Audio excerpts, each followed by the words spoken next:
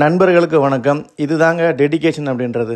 பெங்களூரில் இருந்து ஹம்பிக்கு நம்ம கிளம்புன பஸ்ஸு வந்து பிரேக் டவுன் ஆயிடுச்சு. வண்டியிலேருந்து டீசல் ஒழுகிருச்சு. வண்டியில் வந்து ஏசி ஸ்மோக் அதிகமாக வந்ததுனால பக்கத்தில் இருக்கிற ஒரு டிப்போவில் போட்டுட்டு அங்கே ஒரு 1.5 மணி நேரம் ஆர்கியூமெண்ட் நடந்தது. அதுக்கப்புறம் ஆல்டர்னேட் பஸ் ஒன்று கொடுத்தாங்க.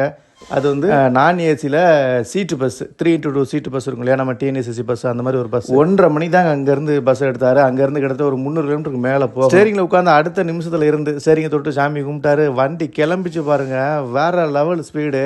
நடுவில் 2 இடத்துல பிரேக்கு நிப்பாட்டினாரு. நிறைய டோல்கேட்டு. அவரும் அப்பப்போ ரிலாக்ஸ் பண்ணிக்கிட்டாரு. வண்டியை நிதானமாக செம்ம ஸ்பீடாக ஓட்டினாருங்க. இப்படி ஒரு டிரைவிங் ஸ்கில். ரோடு வந்து ரொம்ப சுமாராக தான் இருந்தது இந்த பகுதிகளில். கரெக்டான டைமுக்கு வந்து ஹம்பியில் இறக்கி விட்டாருங்க. எனக்கு வந்து அந்த ஸ்லீப்பர் பஸ்ஸில் எனக்கு போகிற டைம் வந்து 6:07. ஆனால் எனக்கு வந்து கரெக்டாக 6:35 கொண்டு இறக்கி விட்டார்.